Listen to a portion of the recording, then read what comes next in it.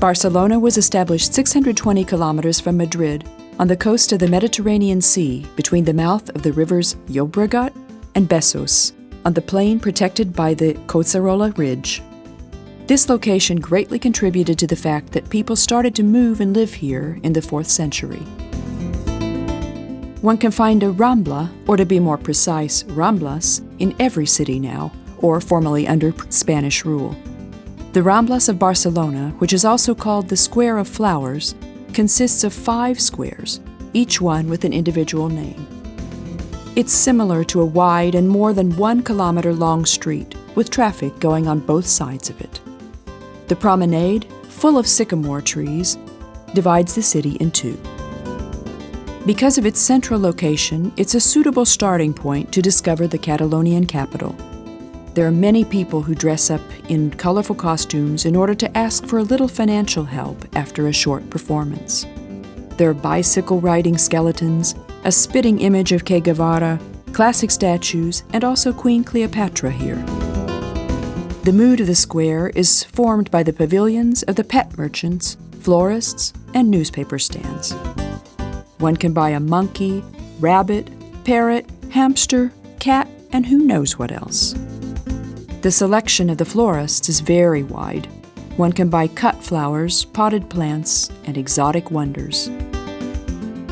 Originally, the arena was the fighting ground of the Roman circuses, but the name was also used for the moat around the city, which, after a heavy rain, took the water to the sea. During Gothic times, it became a marketplace, which became larger and larger under Arabian rule. It was already called Rambla at that time. In the 13th century, several new gates were opened in the city wall, thus giving a boost to trade. Buildings such as the Santa Monica Monastery, Estudi General University, the Santa Cruz Theater, the San Bonaventura boarding school, and the foundry were built. The Rambla constantly changed from 1775. The Vey fountain was finished, public lighting was introduced, and sycamore trees were planted. Not only the remains of the city wall were demolished, but the lower buildings were also destroyed. A general plan was created, which stated that on the ground level of the 4-story buildings, shops must be established. In 1860, the first licenses for florists and newsagents were given.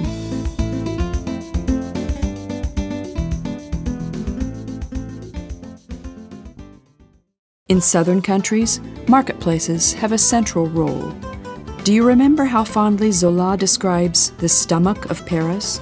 Or Joanne Harris talks about the French marketplace? One can feel the same dedication towards the Spanish cuisine in the St. Joseph Hall. There are hills of fresh fruits, many of them unknown to the untrained eye. There are figs, kumquats, fisales, and carambola. Everything that grows under the Mediterranean sun. Shop owners make a salad from the fruits and sell them in cold plastic glasses. There's a huge quantity of candied and dried fruit. The vegetables are also rare, as for example, endive, beans, asparagus, and artichokes.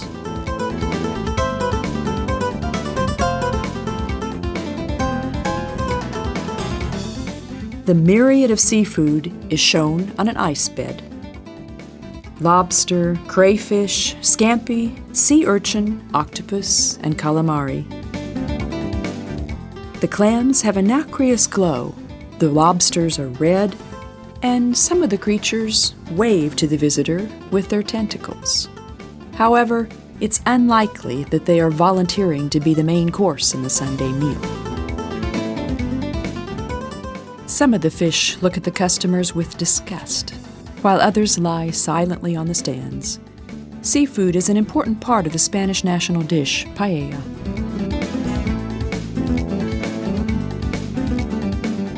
Butchers offer the Spanish jamón, which is at least as good as any Italian and French hams. There are tempting Catalonian specialties as well, salamis and sausages. There are at least 800 stands in the hall.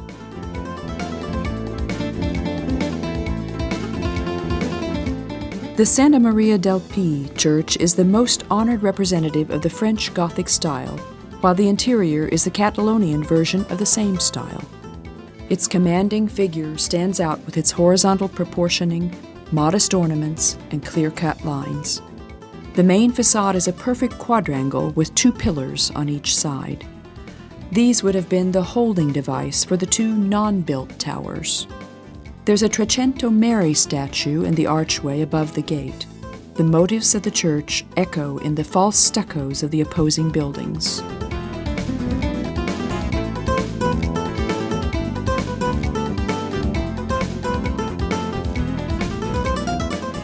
In 1848, the city invited applications for a tender for a building to be erected in the place of the demolished Capuchin monastery. The winner of the competition was Francisco Daniel Molina, who, in his revolutionary passion, christened it Plaza Garibaldi, or Garibaldi Square, surrounded with buildings and archways. The name was later changed to Plaza Real. The facades of the 3-story buildings are the same, all closed by a balustrade. In the middle of the square, there's a fountain of the 3 Graces. The archways are ornamented by statues of famous explorers and sailors, and they're also remembered by the palm trees brought here from the New World.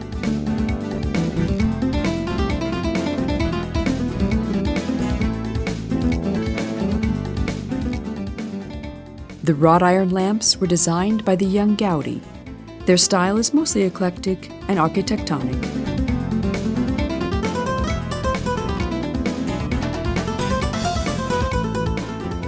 There's several passages on the sides of the Rambla. To comply with the needs of the age, the traditional building material was substituted by steel. It was this aspiration that inspired the Eiffel Tower in Paris, the San Jose Market, and the Columbus Monument in Barcelona. Somerset Maugham called the Rambla the world's most beautiful street. It's a forever-changing sight which never gets old, a kaleidoscope run by the restless Catalonian temper. The nearby Perot Lo Lladre Street bears the name of a 17th century robber. His figure appears in several Spanish literary pieces.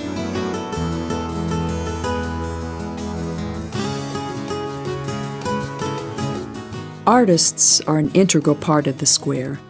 Besides portraits, they love to draw pictures of the city's main sights.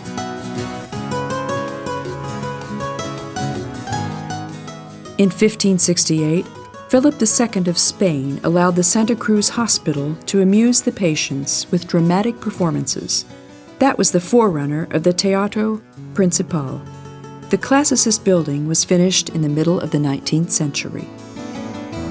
Opposite of the building, there's the statue of Frederick Soler, the founder of modern Catalonian acting. The Museo de Cera is a waxworks museum. There are wax figures of about 300 famous historical figures which, thanks to modern technology, can even speak. Placing small drinking fountains on squares is a nice Catalonian custom. On the Rambla, the tourist can quench his thirst with the water of the Santa Ana, Puerta Fredisa, and Canalates drinking fountains. A relief recently handed over to the public tells us the history of the Rambla and the lives of the people who lived here.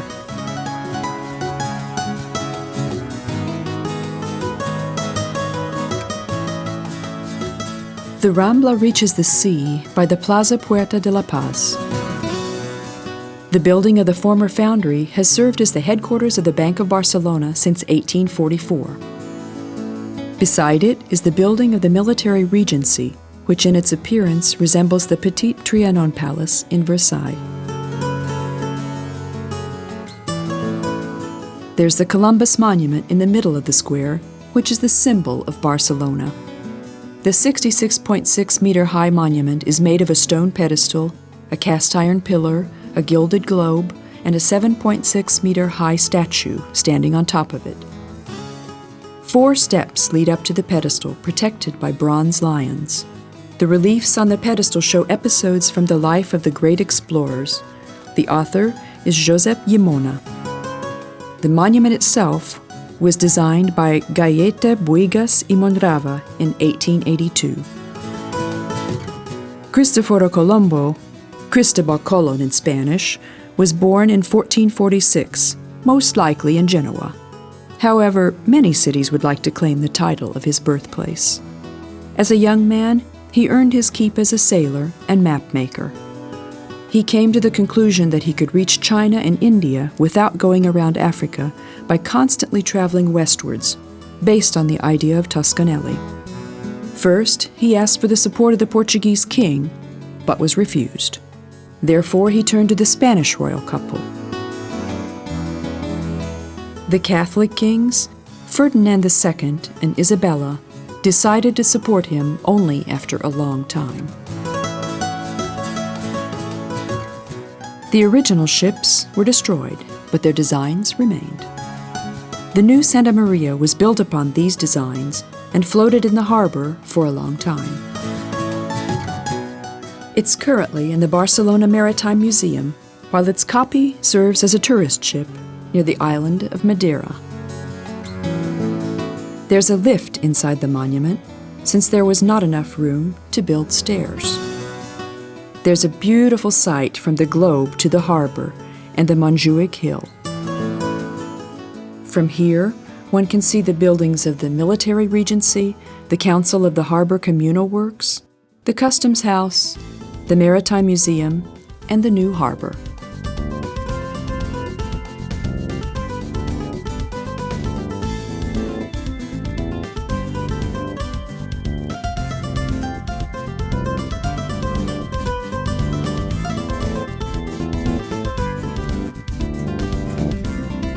The Council of the Harbor Communal Works was built in 1878 after the complete demolition of the city wall and the opening of the Paseo de Colón. The Secession-style building with its unique towers is the gem of the promenade. It gives room to public offices.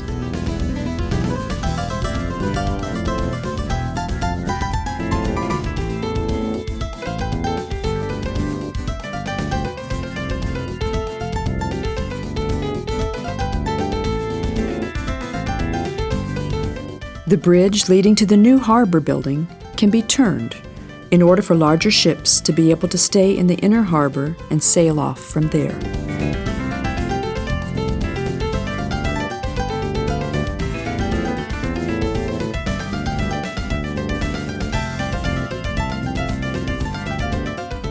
The harbor building, called the Mare Magnum, looks like the mixture of a modern mall and an airport. Tourists travel from its immense hall to the Canary Islands, the Cape Verde Islands, the Azores, the Balear Islands, and Madeira. But most of the tourists visit the island of Majorca, also a part of Catalonia. There's a three-dimensional movie theater in the building in order to make the wait more comfortable. In front of it, there's an old wooden submarine, the Ictineo II. But it's already a part of Barcelona's important site, the Maritime Museum. The museum was arranged in the giant halls of the Las Atarazanas ship factory. The 36,000 square meter building is the only medieval industrial building which remained in its original state. The factory was in operation between the 14th and 18th centuries.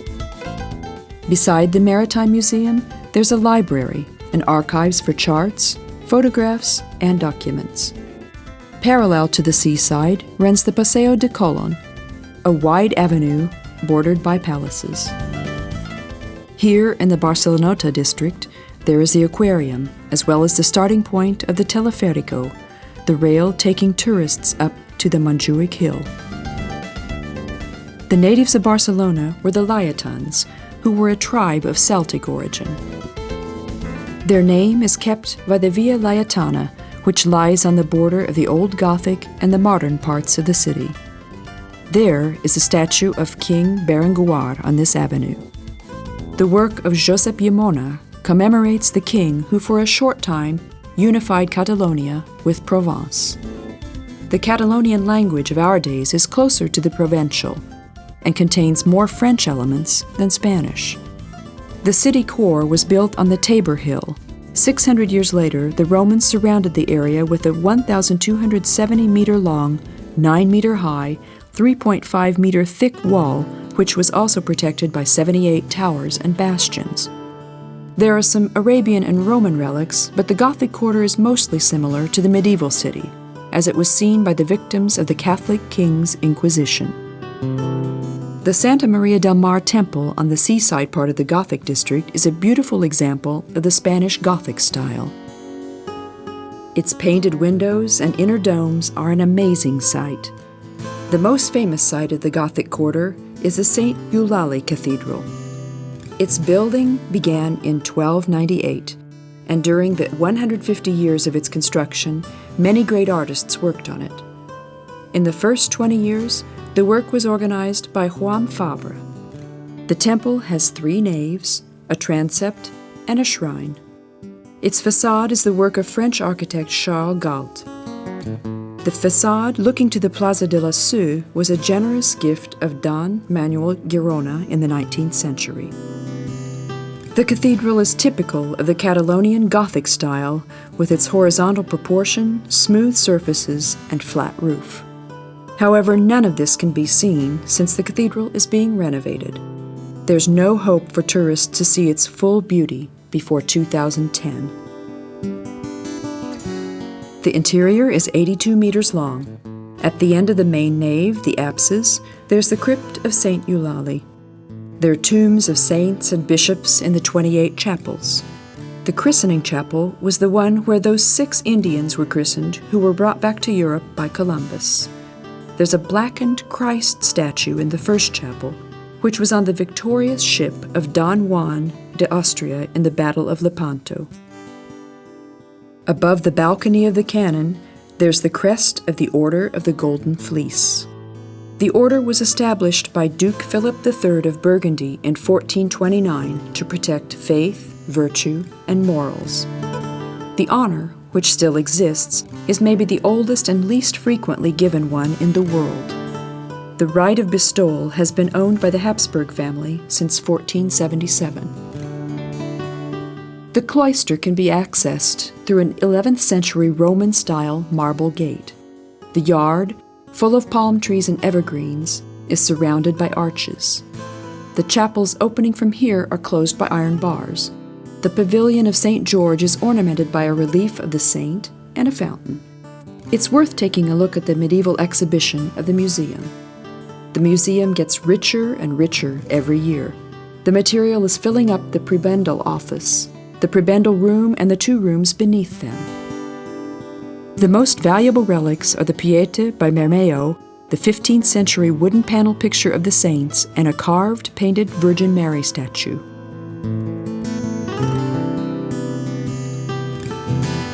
The square in front of the cathedral is famous for the Sardana dance.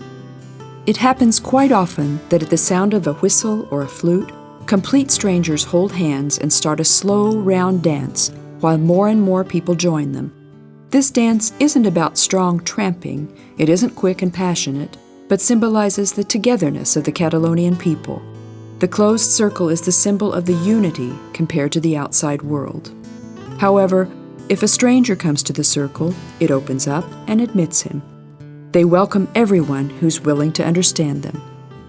This was written by Norbert Lewandowski. The cathedral is surrounded by buildings so tightly as no other temple. The temple is connected by the St. Lucia chapel to the Calle Obispo. The help of St. Lucia is required mostly for problems related to the eyes. Blind people of Barcelona hold their annual ball in the cloister of the cathedral. There are so many religious buildings in the Gothic quarter that it's hard to name them all. The Palace of the Deacon, the Palace of the Bishop, the Temple of St. Philip Romolineri, the Temple of St. Severus, the Prebendary House, the Temple of St. Eustace and the Good Shepherd, the St. Agatha Chapel, the House of the Charitable Almoners. Among profane buildings, the City Hall, the Provincial Office, the Governor's Palace, and the Gallery of Catalonian Excellences stand out. Each of them has an inner yard with arches, decorated by glazed tiles and cooled by fountains, with palm trees in the yards. In the longest part of the medieval period, the Balear Islands, Valencia, Sardinia, and Corsica were ruled by the Aragon Catalonian Kingdom, paying their income tax to Barcelona. During the reign of Ferdinand II, the maritime power of the kingdom became much stronger. The religious, military, political, and diplomatic power reigned in these palaces until the 18th century. Several museums speak about the 2,000 years of development. The two-storied Gothic building of the City Hall was purchased by the city in the 18th century, and the matters of the city have been governed from here since then. The Hall of the Hundred, the Hall of Chronicles, and the Council Chamber can be visited between 10 a.m. and noon each day.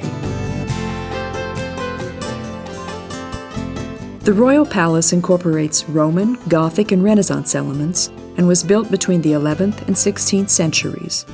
The monumental design of the facade reflects the taste of the popes of Avignon. There are 3 entrances to the left of the entrance of the palace, with Roman-style windows divided into 3. Above the 3 arches there are small galleries with carved stone roses.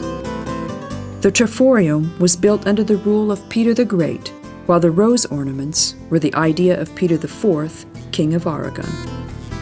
From the 5-story guard tower, the whole Gothic district can be seen.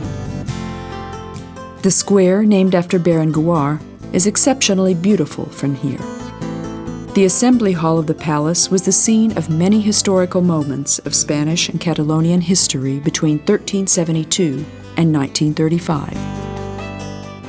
In its time, the 17-meter-wide dome of Guillem Carbonell was a real architectural achievement. The Catalonian Assembly Hall was built upon the order of Peter IV, and its arches support a boarded ceiling. Originally, there were 19 alabaster statues of Master Alloy here, but these and the paintings of Rome des Feux disappeared during the turmoil of the intervening centuries. The St. Agatha Chapel is part of the Royal Palace, as is the work of Pere de Oliveira.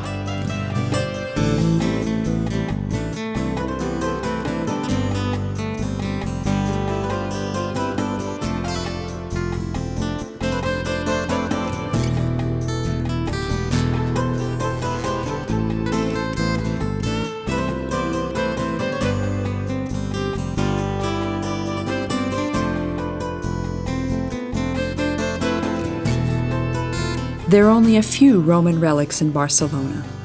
Among these are the 2 large 4-story towers which protected the northeastern gate of the city wall. Less known are the pillars of the Roman Forum and the remains of the Spa, which were only found in the 20th century under the yard of a Gothic palace. The Columnus Romanus is one of the monuments difficult to find. Luckily, those who take part in the round trip by bus are treated to a free tour to the Gothic quarter, and then all secrets are revealed. The sightseeing is conducted in Spanish, English, or German.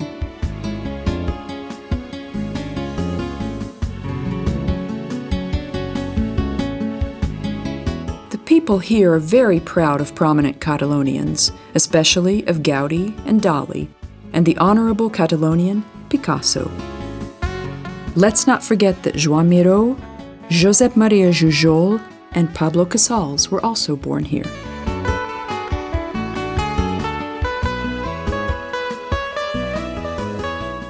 East of the Gothic quarter is the Picasso Museum in the Berenguer Palace.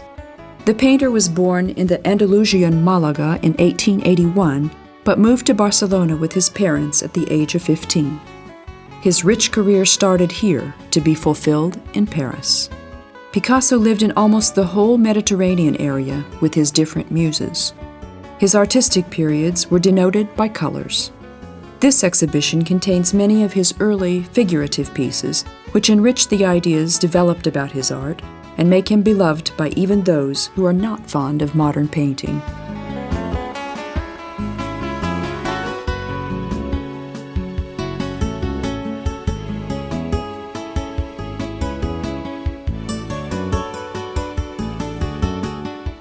Salvador Dali was born in 1904 as the son of a Catalonian notary in Figueres. The genius of surrealistic painting has his own exhibition in his birthplace, but some of his fascinating pieces can also be seen in Barcelona. The Plaza de Catalunya is the busiest square of the city. Under it, there's a railway station. From here, trains depart towards the French border and the Pyrenees. There's several statues in the hall. The water comes from a few dolphins' mouths into the overly romantic fountain.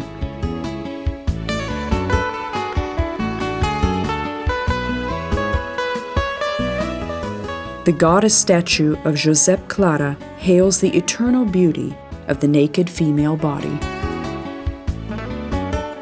The symbolic statue of trade is the work of Federico Maras. It's a man wearing a helmet, leading a horse, and a woman on the horse who holds a ship. In Catalonia, the master of incomprehensible symbols is disliked because he was the one who made the Victoria statue for General Franco. There are 6 more statues on the square, bordered by shops and banks where the tourists enjoy cooling down in the spray of the fountains. The square can be divided into 2. The upper part is covered by grass. Among the sycamore trees of the Paseo da Grazia, there are 2 large fountains, spraying their water into the sky. The stone surface of the lower part has the shape of an 8-pointed star. There are benches standing in the shade of trees, and people feed the pigeons. Originally, the plans were about a square 7 times this large.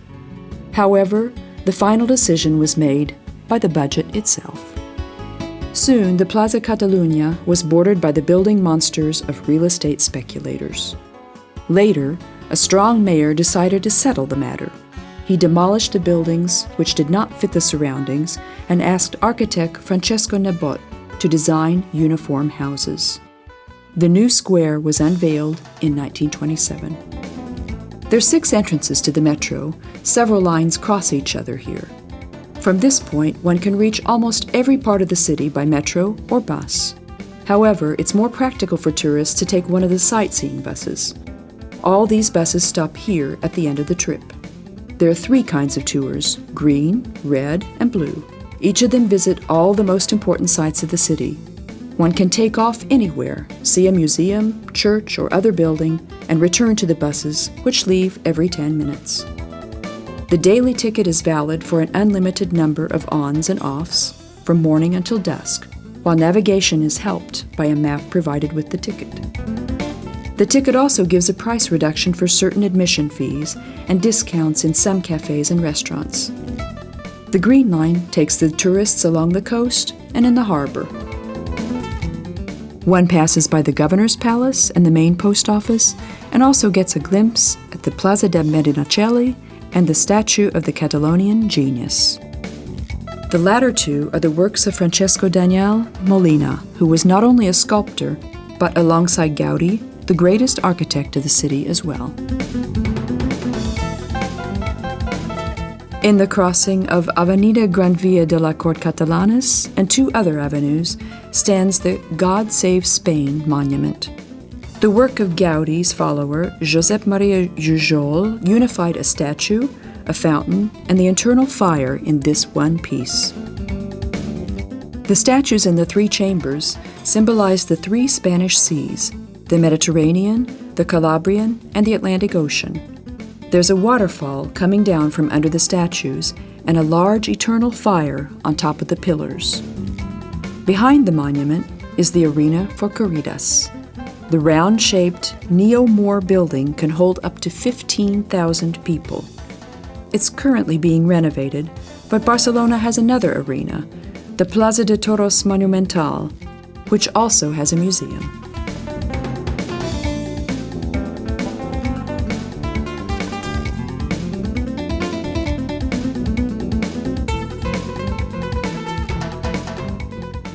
Corridas are held on Thursdays, Sundays, and on holidays. In order to know what to expect, one should read Death in the Afternoon by Hemingway.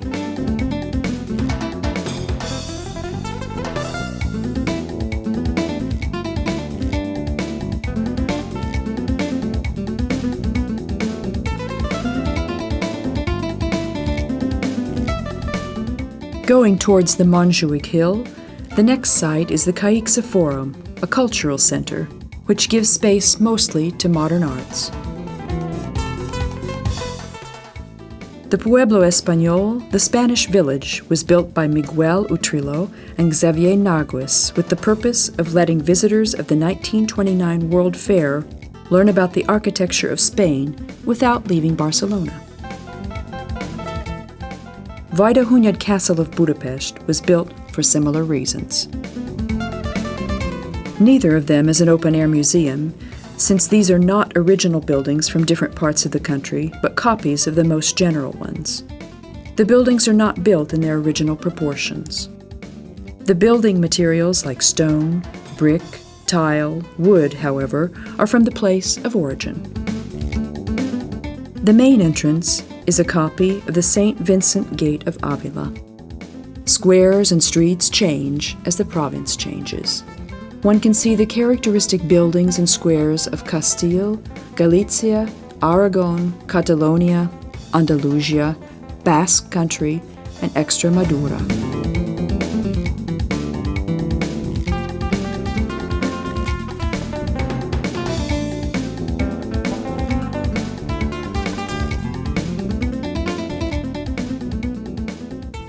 In their workshops, glassblowers, blacksmiths, woodcarvers, goldsmiths, carpet makers, and confectioners prepare their goods in front of tourists. The National Museum of Applied Arts shows visitors the old tools of agriculture, hunting, fishing, and pastoral duties. During the summer, at the entrance of the village, mounted policemen are having regular ceremonies. Laszlo Huba writes the following in his diary. This is a sort of summary of Spain, which was established especially for tourists. All areas of Hispania represent themselves, palaces, styles, as well as products and clothing. The Pueblo Espanyol was made for the World Fair, but it's been in use ever since.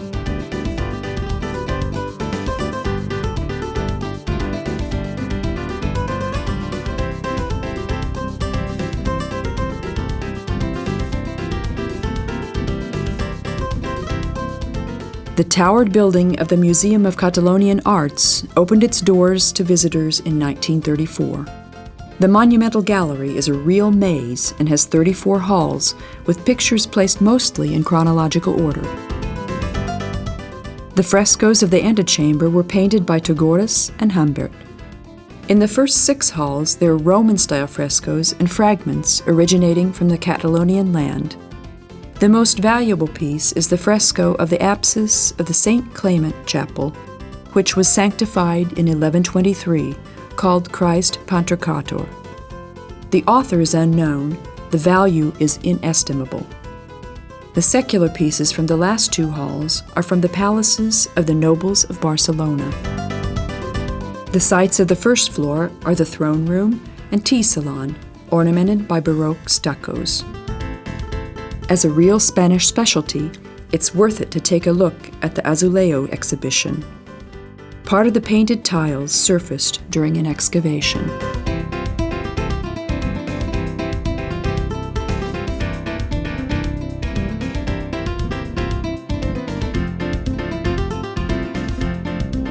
A famous site of the city is the Fuente Luminosa, the illuminated fountain, where pumps push 2,430 liters of water in the air every minute to be sprayed by fans.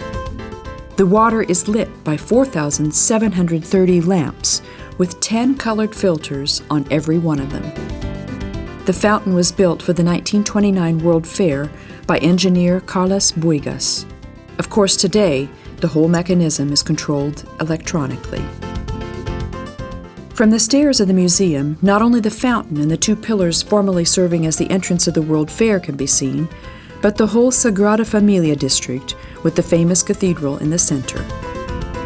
The Olympic swimming pool, where the swimming, water polo, and diving events were held, was built into the mountain in a terraced way. Nowadays, tourists marvel at the panorama of the city from the pool.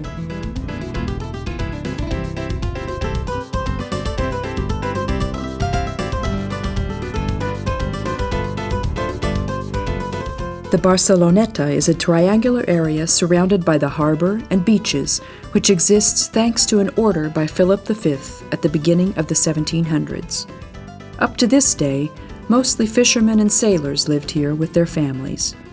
Carlos Buigas, the designer of the illuminated fountain, wanted to connect this romantic district with the Montjuich Hill. The plan was accomplished only 2 years after the 1928 World Fair. The suspended rail called Teleférico starts from the Barceloneta district and finishes its journey after 1,300 meters in Miramar Park on the Montjuich Hill. The height of the starting point is 80 meters, while the middle station is located at 107 meters. There's also a rail on the Montjuich which departs from nearby Miramar Park and goes above the star-shaped Military History Museum.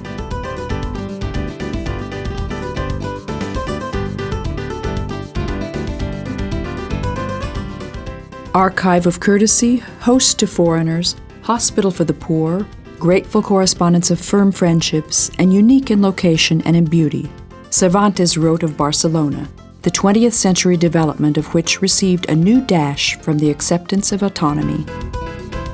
The liberal winds blowing after the 1975 death of General Franco also raised the Catalonian flag high. The locals did everything in order for their city to become a real capital, which would be able to compete with Madrid. The city of several million has already reached the Cosyest mountain in the north and the airport in the west, while in the east it's almost merged with the city of Badalona. However, it cannot expand to the south, where its nearest neighbor is the Mediterranean Sea, and then North Africa. The famous Casa Bastillo has been welcoming visitors since 1904. The 6-story building with its rippling balconies, ceramic wall tiles, and roofs is a modernist work of Antoni Gaudi. The most characteristic are the rippling openings of the first floor, the division of the windows, the alignment of the slim pillars, and the balconies. The balconies look like openings on a festival mask. As is the case with all the works of Gaudi, the exterior and the interior are in complete accordance. This is the real masterpiece of Gaudi, who hated straight lines. He designed several buildings in Barcelona.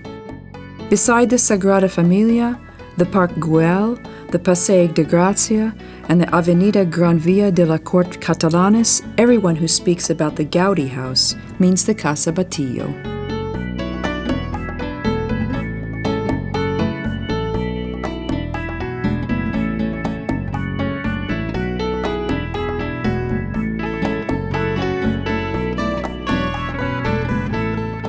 Of course, Gaudi had several followers.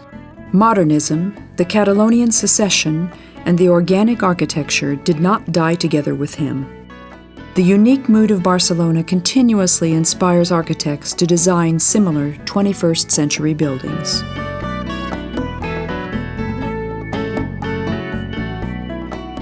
Maybe it's because of the absence of ceramic ornaments and colors that one feels that the Casa Milla, only 2 blocks away, is colder and less personal. It is often called interesting, faint praise in comparison with its more ornate cousins.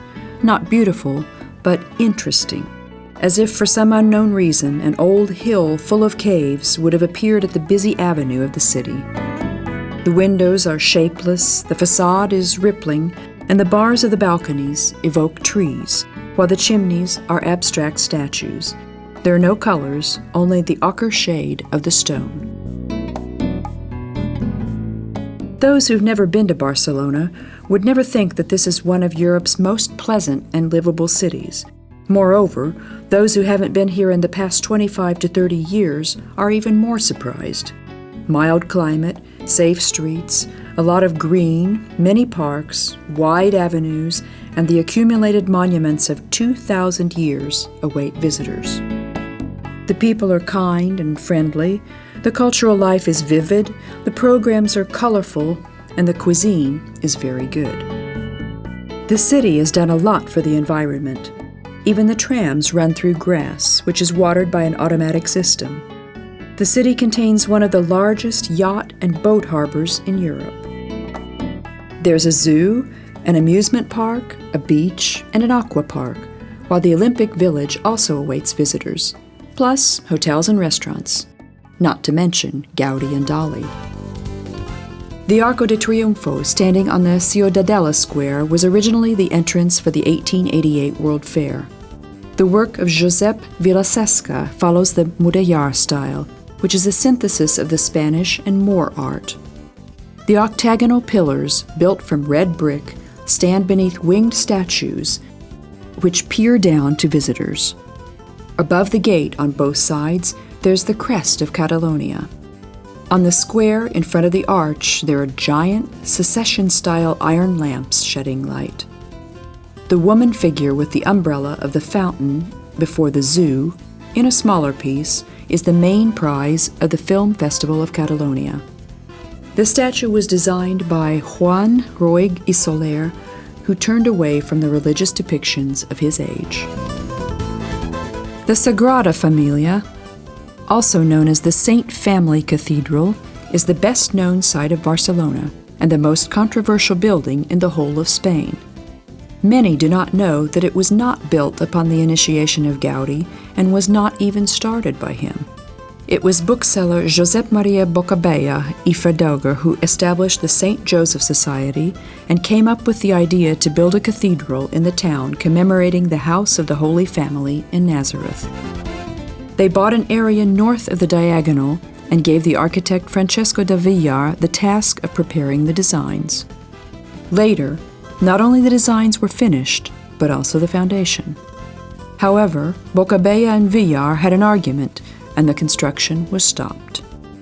In 1891, Joan Martorell was asked to continue, but he proposed Gaudi instead of himself, who started to work with great enthusiasm. He got rid of all the previous plans and came up with completely new ideas. The basic style remained neo-Gothic regarding the structural design, the huge towers, and the strong vertical proportion, but the details are absolutely unique. The Sagrada Familia is based upon a medieval system of symbols. From the three facades, the eastern one represents the birth, the western one, the suffering, while the southern one represents the resurrection of Christ. Gaudi designed 4 107-meter-high towers above all the facades, which represent the 12 apostles of Christ. On the corner of the facades, there are 3 larger towers, which are 130 meters tall and represent the Holy Spirit, Virgin Mary, and God the Father. The largest tower in the middle is 160 meters tall and bears the name of Jesus Christ. There are 4 smaller domes around it with the symbols of the 4 evangelists on them. The 3 entrances represent faith, hope, and love. Through these, one can enter into the temple symbolizing the divine world. The proportions are as far-flung as the plan itself. The main nave is 95 meters long. The transept is 30 times 60 meters. Gaudi died in 1926. With the permission of the Pope, he was buried here in the Sagrada Familia. Below the apex, there's a passage leading from one tower to the other. There's a beautiful view to the city as well, but this is the place where this fantastic construction can really be understood.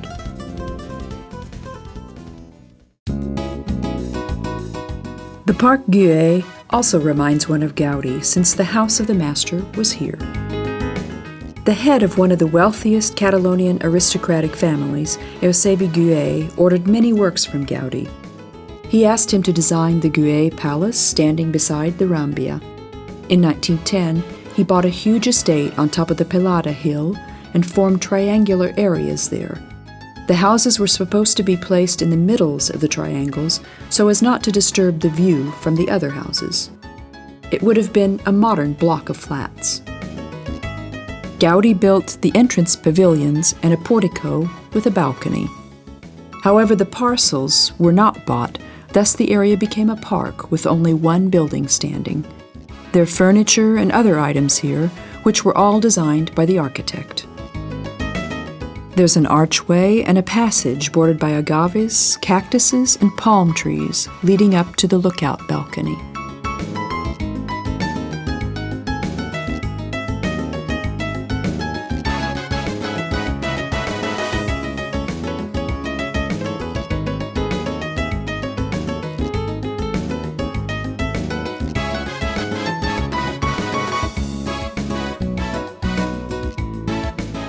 The 100-meter-long balcony is bordered by a balustrade, which was ornamented by glazed tiles. This ornament is made up of tiles, broken bottles, and broken porcelain plates. This balcony would not only have been a lookout spot, but also a playground.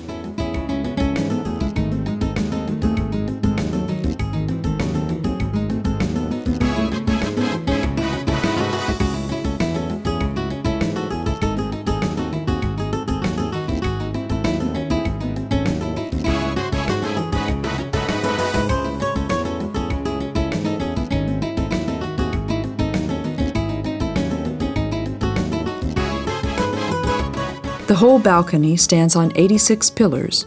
Some of them are angular because it's statically better this way.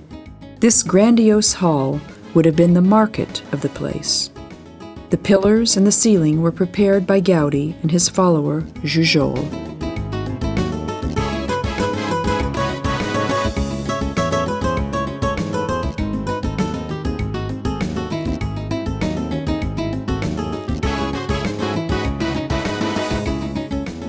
The water-spouting lizard, which lies between two staircases, is very famous.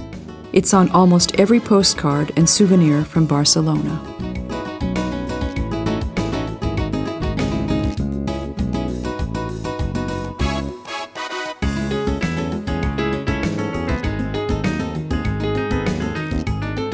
The gatehouse and the house of the caretaker are similar to fairy tale houses. On one side, there's a chimney with a Gothic stone flower on top. The maiolica-covered roof of the other one is like the spine of a reptile. The rugged windows are like the eyes of this reptile. The other tile-covered roof is similar to the tiara of the Pope. These are not fitting elements which nonetheless create a harmonic unity. It's clear that the artist of the Catalonian secession, who was constantly looking for new forms, let his fantasy run freely in this park.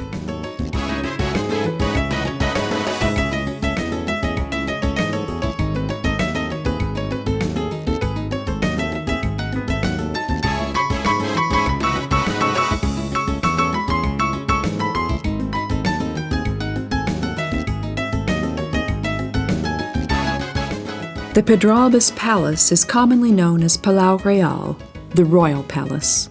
The antique building, which was inspired by Italian aristocratic architecture, was built in 1925 for Alfonso XIII. Its rooms serve as quarters for kings, presidents, and diplomats visiting the city.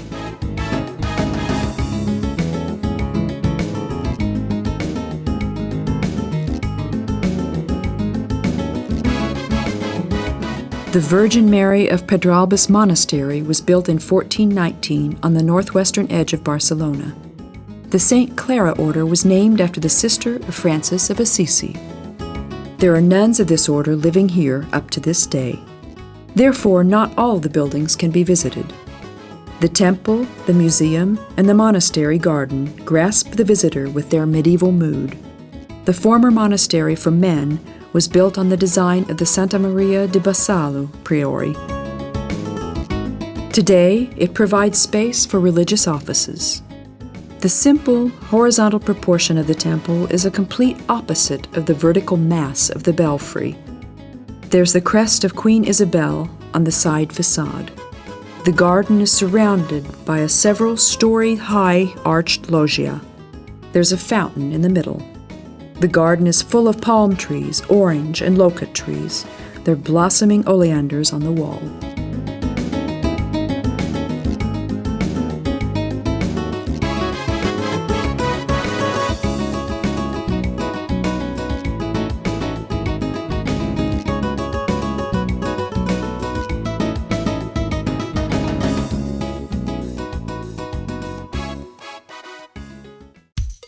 Tibidabo Hill is the favorite excursion place of the locals. In 1900, a rich local patriot apothecary, Dr. Andrew, established the Tibidabo Corporation.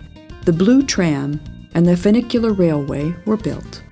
There's a car of the legendary Tram Azul exhibited on top of the hill. The two vehicles taking the visitors to the funicular rail were powered by two 45-horsepower engines, which are now considered to be industrial relics.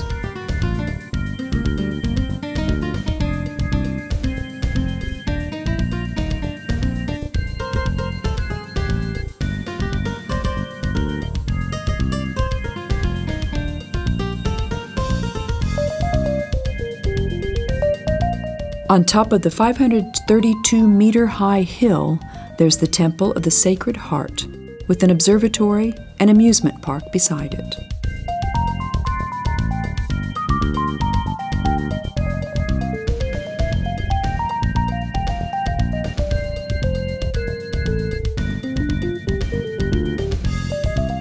Almost everyone who spends at least 1 week in Barcelona takes an excursion to the Costa Brava, the wild coast starting 100 kilometers from the city.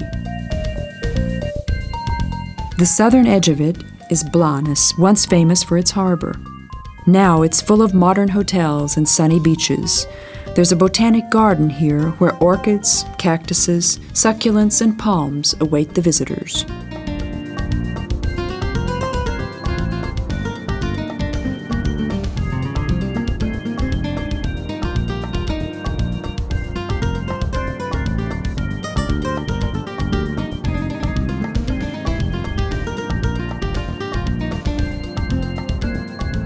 The most well-known resort of the area is Lloret de Mar, which is nothing more than a huge beach. At both ends of the half-circle, covered with golden sand, there are huge cliffs. There's the castle of Sa Caleta from 1929 on the northern cliff. The streets of Lloret are full of tourists from spring to autumn. There's always a large crowd here since this is one of Europe's disco capitals, where it's not uncommon that 120,000 people are attracted by the Mediterranean night at the same time. It's worth taking a look at the Maiolica roof, Gothic church, and the museum beside the city hall.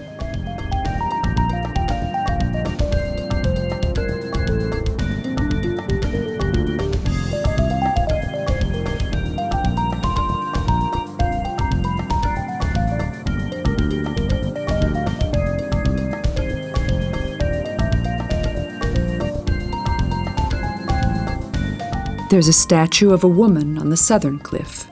Standing beside it, one can enjoy the view of the beach and the endless sea.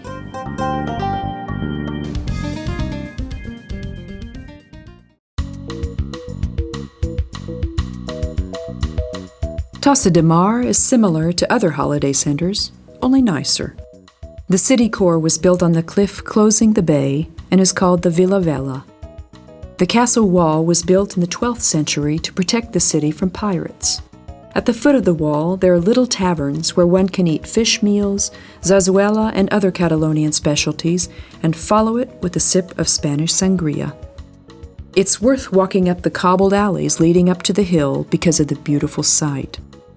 One can see the full beach from up here, and if one goes higher, up to the lighthouse, one can see the open waters and the cliffs standing out of it. The salty spray of the sea is mixed with the smell of the pine trees, while the seagulls are flying over one's head. This is the Mediterranean dream.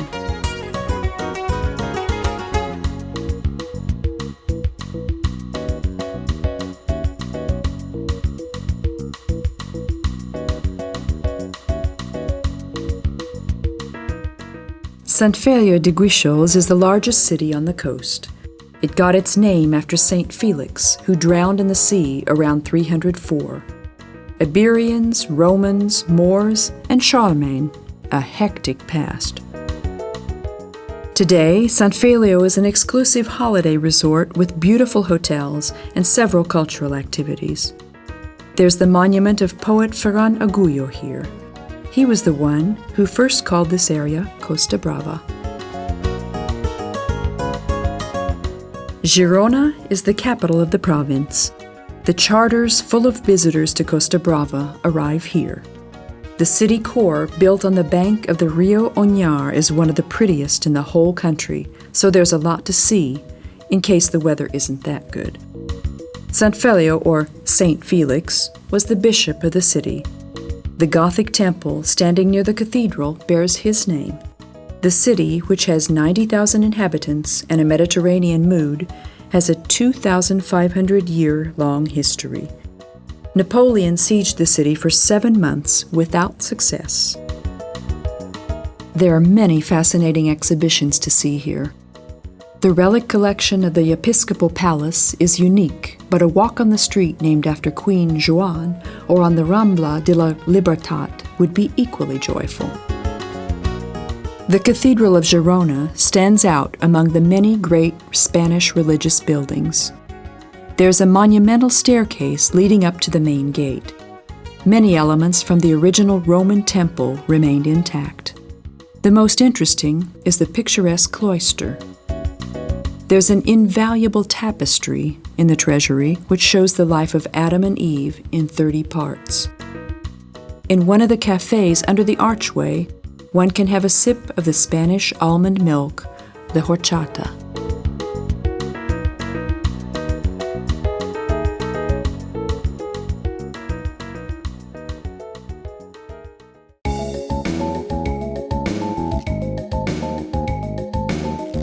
The Bay of Roses is more than a location in Costa Brava, it's a concept.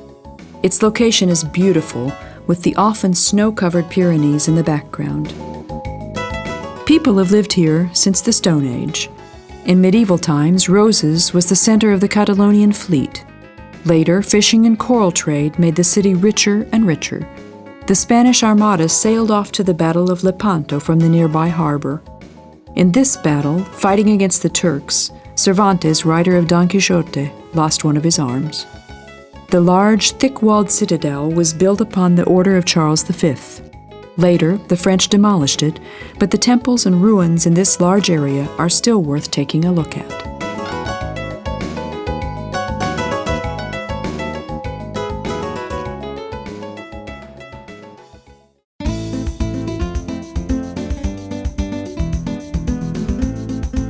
Caracas existed for centuries as a small fishing village.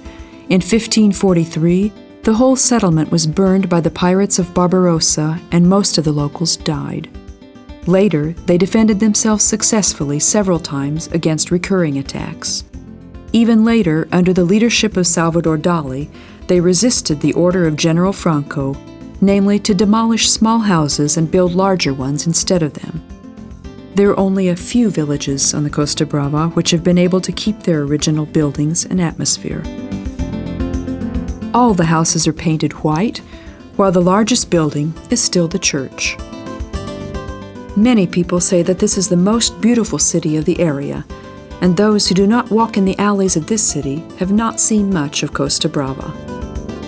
It was because of the intactness of Cadaqués that the artistic school, where Dali, Picasso, Matisse, Max Ernst, Duchamp, and Éluard worked, was established here.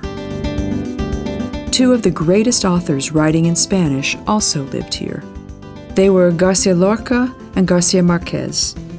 The statue of Dali now stands on the walkway on the shore. His father was born here, so he spent all his holidays in the city during his childhood. There are 3 museums in Cadaqués. One of them is Europe's largest private collection, which is owned by the Perot Moore Foundation. It's worth taking a look at the nice house on the shore where Picasso lived in 1910.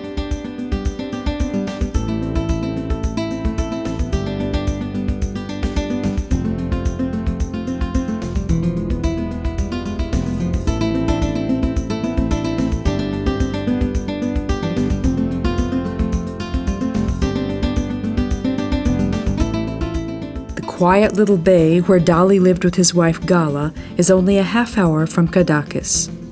Port Lligat is a charming little fishing village. The house which inspired Mr. Surrealism is only a few steps away from the shore. The exhibition in the rooms of the house concentrates not on the painter, but on the man. Most of the items to be found are tools, books, painting material, and pictures. From the windows, one can still see the barks, which were also there several decades earlier.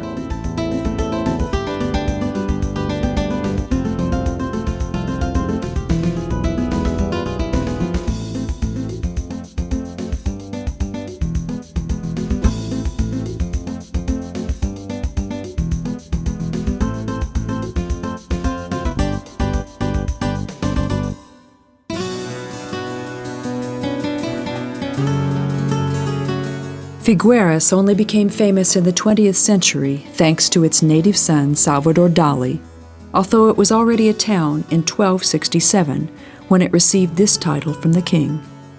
Its fort is the second largest in Europe, where 10,000 soldiers can be stationed at the same time. It cannot be visited since it's still in use by the military. The town is mostly visited because of the old theater, which was renovated and reopened with the name Teatro Museo Dali. The shocking surrealist pieces intrigue hundreds of thousands each year. There are not only paintings here, but also statues, moving statues, and installations. All of them are the children of the fantasy of the master. Dali felt at home in several artistic branches.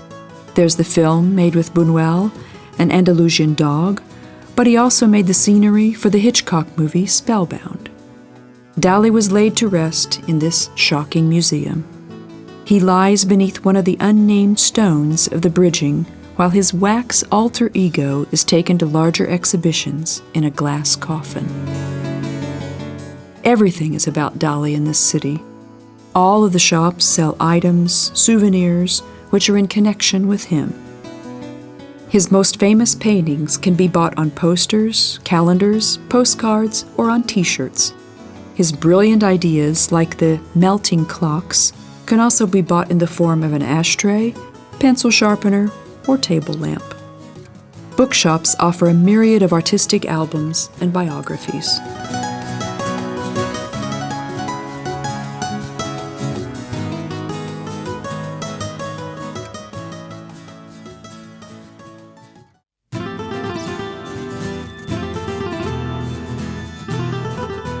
Besalú is a trip to medieval times. The city, which has only 2,000 inhabitants, welcomes 10,000s of visitors each year. There's a massive bridge with 8 arches above Rio Fluvia, leading to the city center. Besalú was one of the province centers already during the Visigoths and the Romans. Part of the city wall is still standing.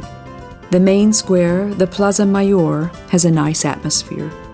One can start off from here to take a look at the ruins, cloister, and belfry of the Monasterio de Sant Pere and the Roman-style temple of St. Vincent's. From the ruins of Castel de Besalú, one can take a last look at the wild coast.